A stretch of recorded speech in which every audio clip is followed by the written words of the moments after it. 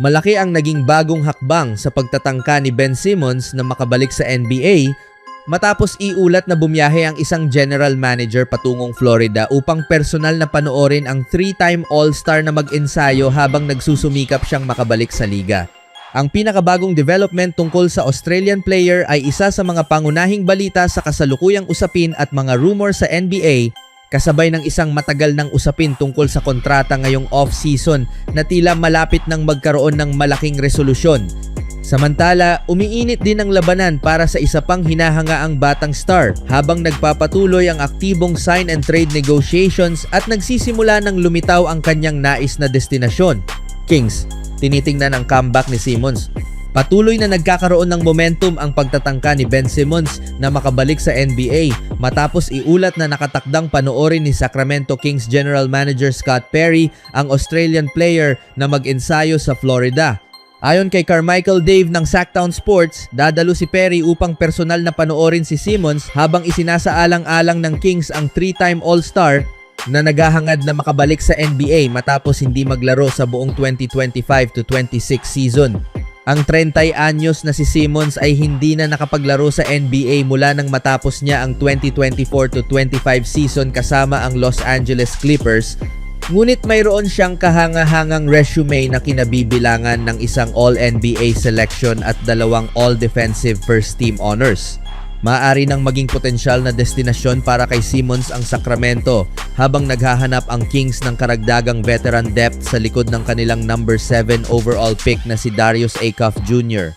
Kamakailan ay muling iginiit ni Simmons ang kanyang kagustuhan na sa wakas ay kumatawan sa Australia sa senior level matapos siyang lumahok sa isang Boomers minicamp sa Melbourne habang ipinagpapatuloy niya ang kanyang paghahanda para sa kanyang pagbabalik sa basketball. Yes, iyon ang dahilan kung bakit nandito ako, sinabi ni Simmons nang tanungin kung gusto niyang maglaro para sa Australia. Mahaba ang biyahe para lang hindi ko ito gawin. Ang isang kontrata sa Sacramento ay magbibigay kay Simmons ng isa pang pagkakataon upang muling buhayin ang kanyang NBA career at posibleng maibalik siya sa usapan para sa matagal na niyang hinihintay na Boomers debut.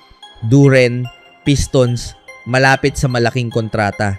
Ang isa sa pinakamatagal na usapin tungkol sa kontrata ngayong NBA off-season ay tila malapit nang magkaroon ng resolusyon dahil inaasahang mananatili si Jalen Duren sa Detroit Pistons. Ayon sa NBA insider na si Jake Fisher, inaasahang muling pipirma si Duren sa Detroit sa isang kontrata na nagkakahalaga ng mahigit US $160 million sa loob ng 4 na taon. Ang development na ito ay dumating matapos ang ilang buwang negosasyon sa pagitan ng dalawang panig kung saan ipinipilit ng kampo ni Duren ang isang maximum contract matapos ang kanyang breakout 2025-26 season at ang kanyang unang All-NBA selection. Naging kwalipikado ang 22-year-old na manlalaro para sa isang 5 taong kontrata na maaaring umabot sa US $287 million habang nanatiling nag-aalangan ang Detroit na ibigay ang ganoong halaga na nagresulta sa isang matagal na deadlock na umabot hanggang sa malalim na bahagi ng off-season. Ngunit dahil inaasahang lalampas sa US, $40 million kada season ang magiging halaga ng kontrata, tila nakahanap na ng pagkakasunduan ang dalawang panig upang manatili si Duren kasama ni Cade Cunningham bilang isa sa mga pangunahing pundasyon ng kinabukasan ng Detroit. Sa ibang balita naman, ang Golden State Warriors ay gumugol ng mahigit 2 buwan ng 2026 off-season na walang pinipirmahang kahit isang bagong player para sa kanilang roster bago tuluyang gumawa ng addition noong Agosto 25. Ginugol ng Warriors ang malaking bahagi ng kanilang off-season sa pagre-recruit kay LeBron James, ngunit hindi naging matagumpay ang kanilang pagtatangka. Naging tahimik ang team mula noon, ngunit gumawa sila ng 2 late August signings upang palakasin ang kanilang roster bago magsimula ang season. Parehong pumirma sa minimum contracts ng franchise ang guard na si Brandon Williams at forward na si Georges Niang, at si Stephen Curry mismo ay may malaking naging papel sa pagkuha ng isa sa kanila para sumali sa Warriors. Ni-recruit ni Stephen Curry si Brandon Williams sa isang Zoom call. Nakipag-usap ang SF Chronicle kay Toby Spino na coach at advisor ni Williams at isiniwalat nito na ilang buwan na ang nakalipas ay kinumbinsi na ni Curry si Brandon Williams na sumali sa Warriors. Matagal ng target ng Golden State si Williams. Mas maaga ngayong summer, nag-set up si Stephen Curry ng isang tawag kasama si Williams para mag-usap tungkol sa basketball. Nung una siyang dumating, sinabi niya, kailangan kong umuwi. May Zoom call ako kay Wardell."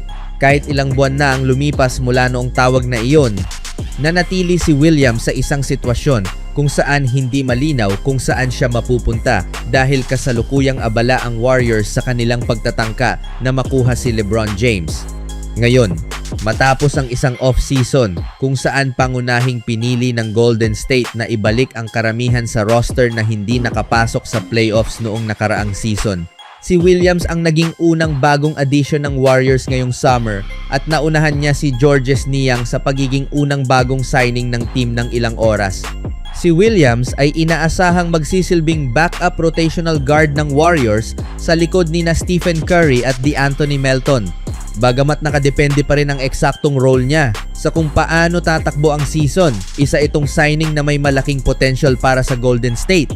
Mga stats ni Brandon Williams noong 2025-26 bago siya sumali sa Warriors, noong nakaraang season kasama ang Mavericks, nag-average si Williams ng 13 points at 3.9 assists habang nag-shoot ng 47.2% mula sa field at 23.2% mula sa 3-point range. Isa siyang tunay na halimbawa ng isang player na dumaan sa proseso ng development sa NBA. Hindi siya na-draft, ngunit nanatili siya sa Mavericks sa ilalim ng isang two-way contract sa loob ng ilang seasons bago tuluyang mabigyan ng pagkakataong magkaroon ng breakout season noong nakaraang taon. May sapat ng floor spacing ang Warriors, ngunit kailangan nila ng mga tunay na driving threats mula sa perimeter mga guard na kayang umatake papunta sa basket, gumuho o mag-collapse ang depensa, at kasabay nito ay may sapat na scoring ability para makagawa ng sariling opportunities. Isa rin si Williams sa mga above average defenders kahit 6'2" lamang ang kanyang taas, at malaking bahagi nito ay dahil sa kanyang hustle at intensity sa court. Isa siyang magandang rotational fit para sa Warriors at maaari siyang magkaroon ng breakout season kung mas gumanda ang kanyang shooting, lalo na dahil mayroon namang mga oportunidad ang Golden State para sa mga guard na tulad niya na makapasok sa rotation at magtagumpay. Samantala, si Stephen Curry ay puspusan na ngayong naghahanda para sa susunod na NBA season. Sa isang Instagram post, ibinahagi niya ang video ng kanyang workout at nilagyan ito ng simpleng mensaheng "putting in work." Umabot sa halos 180,000 likes ang post sa loob lamang ng isang araw. Makikita sa video na nagsasagawa si Curry ng weightlifting, shooting at dribbling drills, pati na rin ng cardio exercises. Mahalaga ang kanyang paghahanda dahil inaasahang mas malaki ang responsibilidad niya sa Warriors sa susunod na season. Samantala, limitado ang naging off-season additions ng Golden State. Nakuha nila si Brandon Williams bilang free agent bago sumunod si Georges Niang at si Yaxel Lendeborg sa NBA draft. Nawala naman si Quinten Post na lumipat sa Memphis Grizzlies. Mas magiging mahalaga ang papel ni Lendeborg dahil inaasahang mamimiss ni na Jimmy Butler at Moses Moody ang ilang laro sa susunod na season. Maaari ring mas maraming offensive opportunities ang mapunta kay Brandin Podziemski. Sa edad na 38, nananatiling isa si Curry sa pinakamahuhusay na manlalaro sa mundo. Ang kanyang shooting ability ay patuloy na nagbibigay ng malaking banta sa depensa at lumilikha ng maraming pagkakataon para sa Warriors. Gayunpaman, malaking hamon ang kanyang kalusugan. Noong nakaraang season, hindi siya nakalaro sa 39 na laro at matagal siyang nahirapan dahil sa problema sa tuhod. Kaya naman mahalaga ang kanyang off-season training upang maging handa at malusog sa pagsisimula ng bagong season.